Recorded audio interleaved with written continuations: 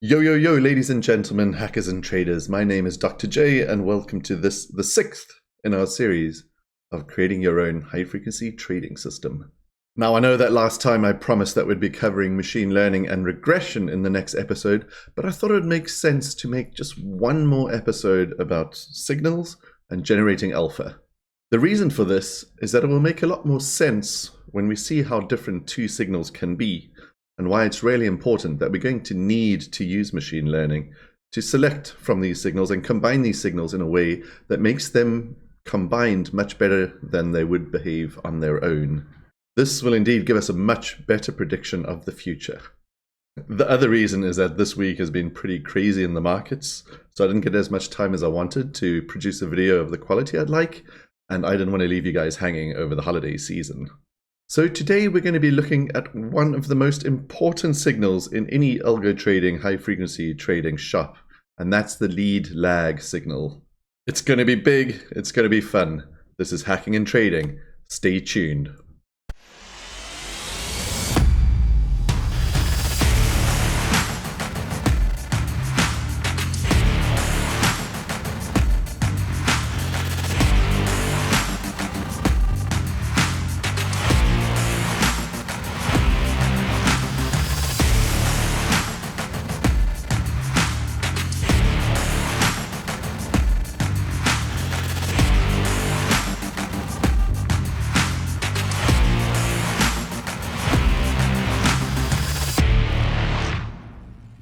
So, a leader-lagger signal, what is it exactly? Well, let's first think about what it means for something to be of fair value in the world. Without a central committee deciding the prices of everything, the free markets rely rather on the individual interaction of traders to buy and sell and find the fair value that way, purely through their own self-interest. And how do they find consensus in the fair value? Well, simply by putting their money where their mouth is, by actively buying things that they think are too cheap and selling the things that they think they can get too good a price for. Incredibly, all these differing and obviously contradictory beliefs leads to a price that stabilizes around a temporary equilibrium. Temporary, that is, until some new information comes along that causes all market participants to reassess their idea of the value of some item. So really, the equilibrium value of something relies on the idea that everyone has equal access to the same information, and they've all equally parsed that information, made their mind up about how that information should affect the value of something. Now, the kinds of information that can affect the value or the price of something are quite diverse. What would happen to the price of a company stock, for example, if a competitor announced a completely unbelievably better product suddenly? Or what would happen to the price of oil if we suddenly heard about a major disaster happening in one of the major oil-producing nations?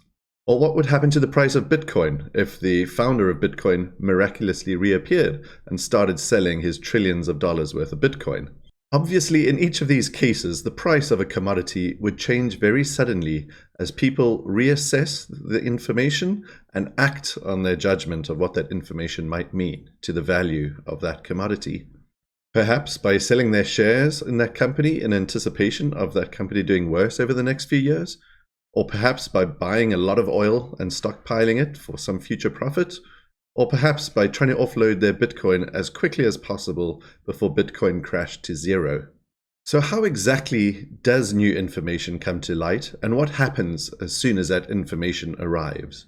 Well, most importantly, what is the origination of that information? Generally speaking, a few insiders will first know about this information, and we as society have tried to put in place a number of laws to make sure that these insider traders don't get too much of an advantage over the rest of us. Eventually, though, this information makes it into the news, and the first people to read that news and react on it will have the best chance of profiting off that information before that information generally dissipates into the broader market and equilibrium prices are met after everyone's made their decisions. So proximity to the source of information is obviously key, followed by how quickly you then act as soon as you've heard that information. So let's recall some of the sources we will be looking at as algorithmic traders. Remember in the previous episode, we covered some of the order books that might be interesting sources of information. So let's narrow down our focus onto just the sources of information that will be in the order books that we have subscribed to and that are relevant to the instrument that we want to be trading. Of course, there will be numerous other sources of information that will be useful as signals, but that's for a future video. So subscribe, give a thumbs up so that you don't miss out on that one. So now let's further imagine that we're going to be trading Ethereum against Binance USD, the FBUSD market on Binance. It's relatively quiet compared to some of the other markets on Binance. So the FBUSD book has only got probably 1/10 of the number of trades going on there as the ETH-USDT book. And certainly it's got way fewer trades going on there than the Bitcoin USDT book. So ask yourself a hypothetical question. If some major news were released about a major security problem in the Ethereum blockchain, how would that information make its way into the markets? Most people are going to think this news is really bad for Ethereum and that the price of Ethereum is going to drop. So if they have Ethereum, they're going to want to sell it before it drops. So most likely, people are going to flock to the biggest markets, and Binance ETH-USDT is one of the biggest markets in the world, so it's most likely the first place people are going to check in to sell their Ethereum. So once the ETH-USDT book has been wiped out by everyone selling their Ethereum there, other people will notice, hey, there's a quick buck to be made on the Ethereum futures, so they might be shorting those Ethereum futures. Then maybe the ETH-USDT books on other exchanges will start crashing, followed by maybe even Bitcoin will be affected negatively by the fact that the Ethereum price is dropping badly. But it's only over time that this information is going to reach smaller books like Ethereum BUSD. It will eventually get there, and the amount of time we're talking about is not very long, maybe a couple hundred milliseconds, maximum 1 second, but there certainly is a delay, a lag, between when the information is available in the Ethereum USDT book and how that information propagates outwards to the smaller and smaller books on the smaller and smaller exchanges. So what we can see is, as this news is rippling outwards, we might be able to detect those ripples by observing these other order books and acting as quickly as we can in our little market making backwater on this exchange down here. So because we know that USDT and BUSD are stable coins and both pegged to the dollar, that if we see a drop in the Ethereum USDT book, we pretty much guaranteed that there's going to be an equivalent drop in the Ethereum BUSD book. This big market is going to have some kind of lead over the smaller market, where we see there's something called a lag. So this one's leading, you can see it's gone up, and then maybe over the next few hundred milliseconds we see that drop over there. That hasn't yet been seen at this point in time in the Ethereum BUSD, but you can bet your socks that that price is going to be following that lead indicator over there. So what are we going to do? We're going to get rid of everything we're market making here. If we're holding any Ethereum, we're going to get out of the way. If we have any Ethereum buy orders, we're going to cancel those as quickly as possible. We don't want to be anywhere near Ethereum when we know that in a few hundred milliseconds, the price of Ethereum is going to drop substantially in our market. Okay, so we know the price of FBUSD is probably going to drop if we have recently seen a drop in the ETH-USDT market. And similarly, if we see the price going up in the ETH-USDT market, it's probably going to go up in the ETH-BUSD market soon thereafter. So all we are left to do is codify exactly what do we mean we've seen it drop recently, or we've seen it go up in the last short while. Now this is pretty easy for us to do as humans looking at a price chart, but we have to tell our computers to do it, and our computers don't have eyes and perception and understanding of risings and droppings. So what exactly are we going to do? Well, most simply, we might record or remember the last ETH-USDT price we saw, and the minute a new book comes in, we look at the new price, we look at the old price, and if we see the new price is lower than the old price, voila, we've seen it drop. It's a simple subtraction. And this might very reasonably be a good signal. So if an ETH-USDT book comes in and we see that it's much lower than it was in the previous tick, Well, we can quickly look at our ETH BUSD book and see, well, that hasn't dropped yet. Obviously, it's going to drop in the next short while. So we can make the prediction that ETH BUSD is going to drop. If the ETH BUSD book has also dropped, well, there's nothing to do. The markets are in sync. The information has spread out everywhere. There is no predictive value there. But it's when the ETH BUSD market hasn't yet dropped, that's when we spring into action. We sell all our Ethereum for BUSD, and we laugh all the way to the bank as the Ethereum price crashes and we're safely holding on to our dollar-linked BUSD.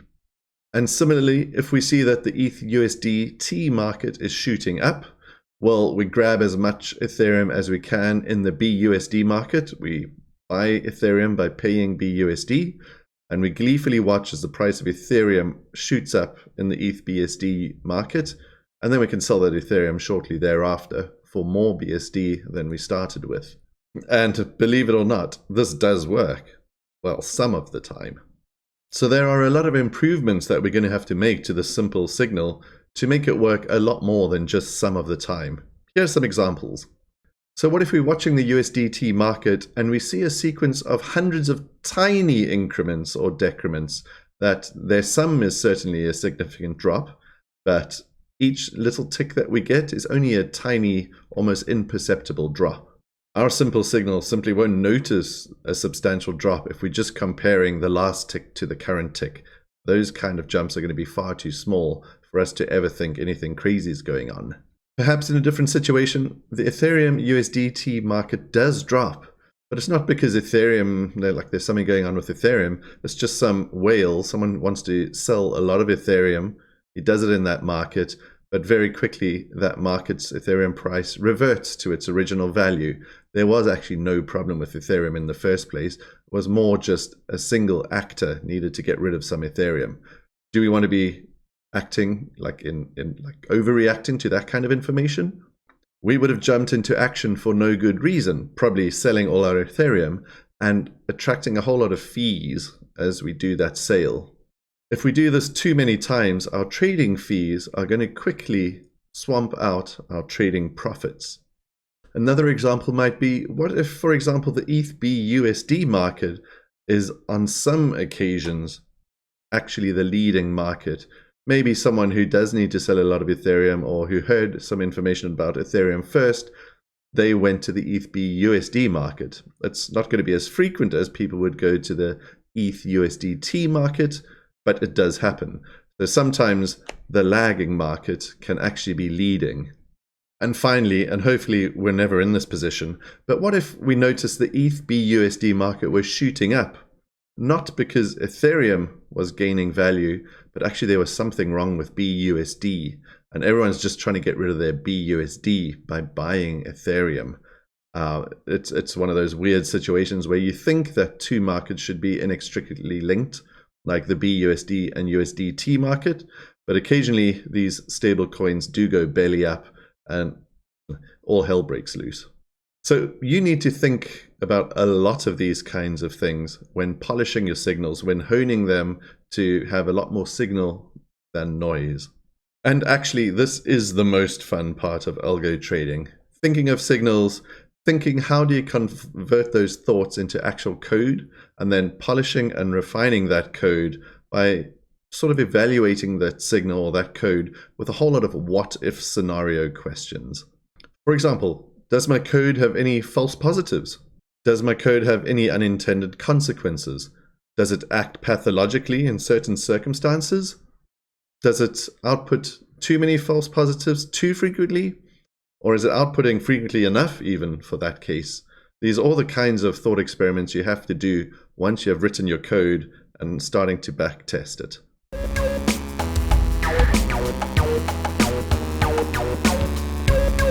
So let's dig into an example of how we might tackle one of the problems we noticed with our existing lead lag signal. What if it takes 50 consecutive tiny ticks in the ETH USDT market before the ETH BUSD market even starts reacting? Remember, if we're only looking at the difference between the last tick price and the current tick price, these tiny ticks might just be milliseconds apart and so not even be noticeable in the big picture. None of them would look like a big jump in the ETH USDT market. So to improve on this, how about we look at the current price compared to the average price we have seen over the last recent while. It sounds like we'd definitely notice a sudden increase or decrease in price relative to the average price of the last few moments, right? Okay, so let's clarify what we might mean by average price and short while. Well, one common way in finance to find an average price is to use something called the moving average, where basically we take the average of a set of predetermined, equally spaced prices in the past. Now, while this works, deciding exactly what those predetermined times in the past are can be kind of tricky in a framework where we're receiving prices completely randomly at random times. It's really hard to go, well, let's look at a price 5 milliseconds ago, 10 milliseconds ago, 15 milliseconds ago, 20 milliseconds ago, because we might be receiving prices separated by 1 second and then 5 prices separated by tens of milliseconds. We need a way to deal with these asynchronous price arrivals, not simple things like every periodic moment. Luckily, a very simple improvement to the moving average, called the exponential moving average, comes to the rescue in a number of fun and surprising ways. Firstly, and most importantly, it doesn't require that we remember a whole series of previous prices that we're going to average over. We really just need to keep one running value. It also doesn't require prices equally spaced in time. It can handle bursts of information, also deserts of information, like it handles both. It copes very easily with tons of short-lived information. The way it does its average is sort of averaging over how long those prices are actually relevant. So a price that will hang around for a longer time will have more influence in that moving average than a price that was only fleeting. It also tends to favor more recent information than more long ago information, and this makes sense. What the price is in the recent past is probably more interesting to us than what the price was significantly long ago. Even when we're doing lead lag kinds of detection, we sort of want to know what's the current price relative to the price in the recent past. It's also very easy to parameterize the duration of recency. How far back in time do we want to do our average? This is a single number that goes into the maths formula. The only real downside is that it requires use of the exponential and logarithmic functions, both of which are relatively slow even on modern microprocessors. Remember, we're doing high frequency trading here, so sitting around doing exponential maths is not exactly what the doctor ordered. But alleviating this problem is a fun story that we will cover in a future episode where we dive quite deeply into the inner workings of the EMA and how we can improve it and tailor it towards high frequency trading. So here I have overlaid the exponential moving average over both the Ethereum USDT price at the top and the Ethereum BUSD price at the bottom. The 1 second EMA, or exponential moving average, is the green line, and the 500 millisecond average is the yellow line on the first chart. And similarly, the 1 second EMA is the orange line, and the 500 millisecond moving average is the purple line. So as you can see, when the market is still, the EMA and the actual underlying price end up converging on the same value. It's only when the market moves do you see that the EMA lags behind the market. By how much it lags is governed by that parameter that we called the half-life. So where the parameter is 500 milliseconds, you can see it lags less than when the parameter is 1 second. The smaller the half-life, the faster the EMA tracks the underlying market. But you can see once the market stands still, the EMA eventually catches up with the market. When the market moves, the EMA lags behind, but eventually catches up with the market. So now that we've seen how EMAs track the market, let's take a step back and have a look at these two markets we've got here. We've got the Ethereum USDT market, and we've got the Ethereum BUSD market. Remember, both USDT and BUSD are sort of identical to the dollar. And so you'd expect that the Ethereum price in both of those currencies, both USDT and BUSD, should be very similar. They're not identically similar just because of trading pressures on USDT and BUSD, but you can see they're as close as damn it to each other. And you can also see when the one is starting to drop, the other one is also starting to drop. When one is starting to rise, the other is starting to rise. But you can see some differences already.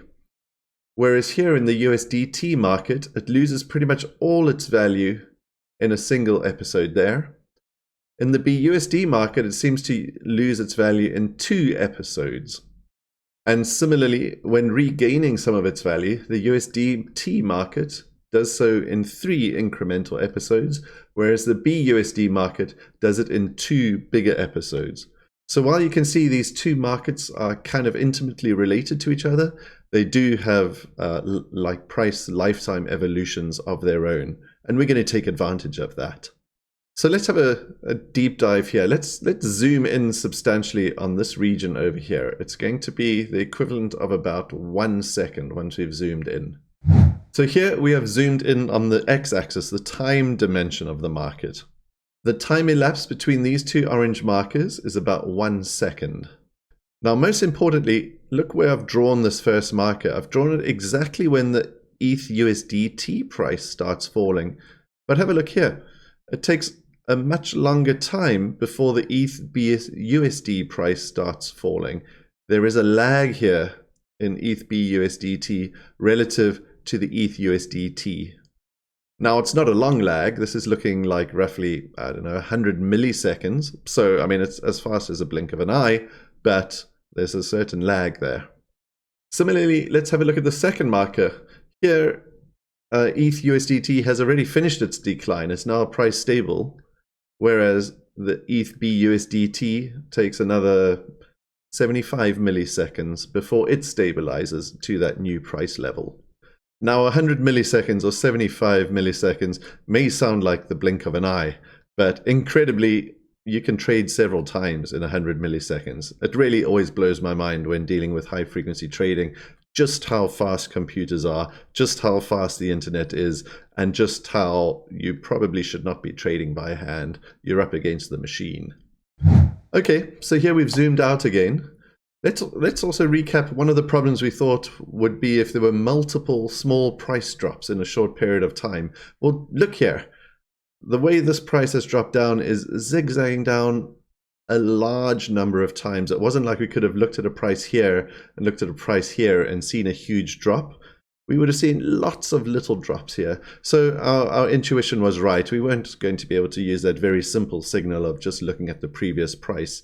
We're definitely going to have to get a feel for what was the average price in the recent past. So let's have a look at what we can do with our EMA instead. How about at any point in time, we look at the value of the current price and we compare it with the value of the exponential moving average.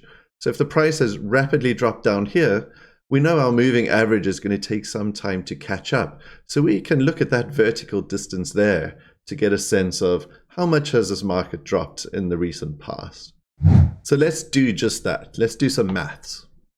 This band represents a snapshot in time, and for both markets, we want to look at the current price, which is the lower price, compared to the exponential moving average price. And if you remember back when we did the last signal, we came up with that formula to work out the percentage difference, or more importantly, the basis point difference between the current price and that exponential moving average price. So in the case of the first example, we're going to take the current price, subtract off the moving average price, and divide that difference by the current price, which will give us a percentage drop.